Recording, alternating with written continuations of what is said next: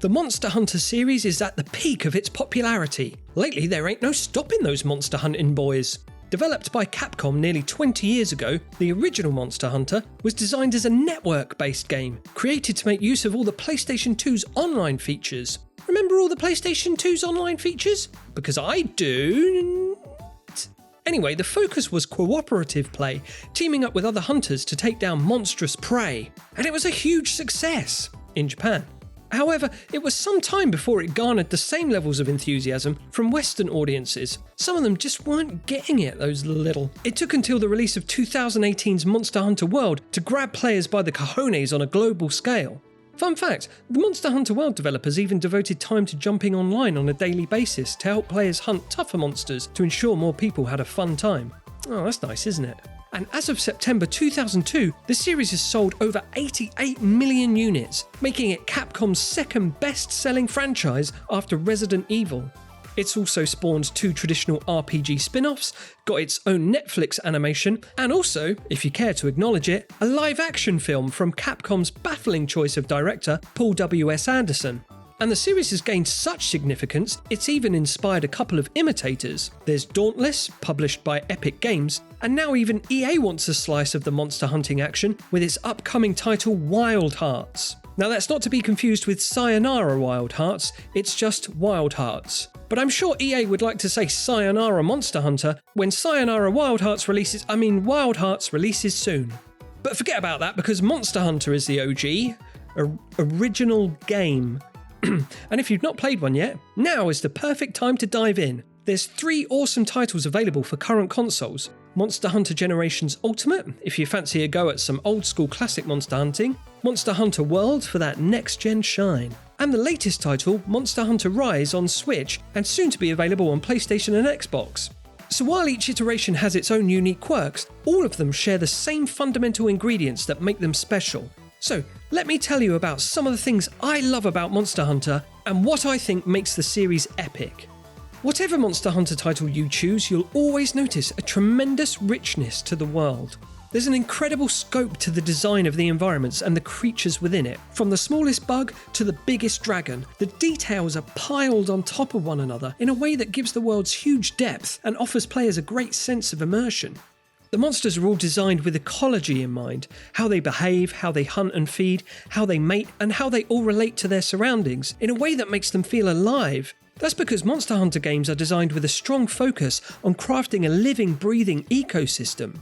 The environments are all deeply considered in respect to how they work as a habitat for the monsters, as well as other endemic terrestrial and aquatic life.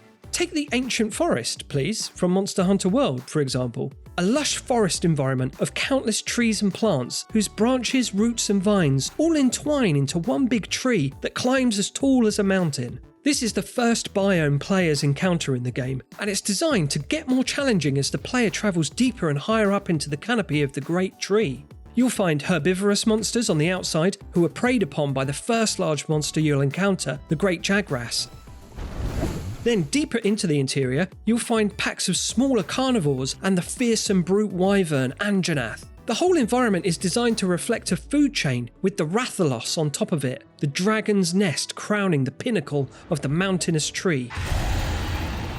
Monster Hunter World director Tokuda says designing the game with this ecosystem in mind heightens the player's sense of searching and exploring. It's tasty world building which gives the games a compelling playability. From the way a Kula Yaku might dash past you clutching a stolen egg, or the way you might stumble upon a sunbathing Anjanath, it all exudes such an absorbing atmosphere. And all the monsters are so well rendered and realised, you quite often feel bad for having to bonk them on the head with a massive hammer.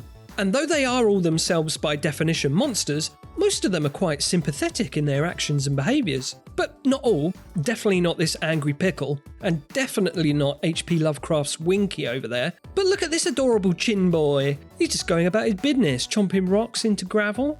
He wouldn't hurt anyone. But if you do have the heart to bring down the smack upon him and carve him up for parts, he'll make a very fetching suit of armour. Because due to the core gameplay loop of Monster Hunter, which I'll get more into in a bit, all the monsters in these games have to be designed many times over. Firstly in their original monstery forms, and then again as clothes and pointy sticks. All these wonderful creature designs are masterfully transposed into wonderful armor and weapon designs by the game's super talented artists and developers. Their vivid and diverse appearances, their teeth and claws, all wonderfully recreated into the game's iconic oversized greatswords, and their thick hides and fur geniusly converted into sexy little pants and gloves.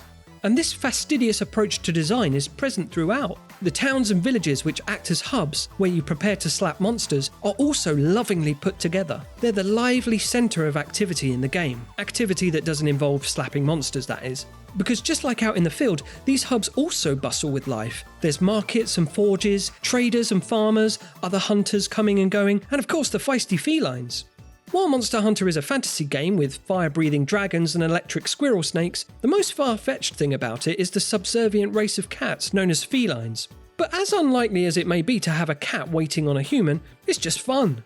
Because while the game at its core is big scary monsters galore, which I believe was a working title for the original probably, the tone throughout is light-hearted fun. From stuffing your face at the canteen to prancing around in celebration, there's a sunny exuberance to Monster Hunter games which is very charming. Even combat can be comical. Hilariously hot-footing it away from danger, or Superman diving out of the way of a charging Diablos. I mean, you don't even die in this game, you just pass out. If you get hit with the sharp, poisonous end of a Raytheon's tail, you just faint and some helpful felines cart you back to base. Speaking of combat, that's a big part of what makes Monster Hunter special. It's sort of like the main bit actually. While the tone is generally whimsical, the combat can be very challenging. It involves patience and careful timing. You need to know when to strike and when to get the hell out of there. You'll be tangling with some rough customers and you'll need to learn their moves if you want to be queen of the barn dance. You catch my dick there, bud?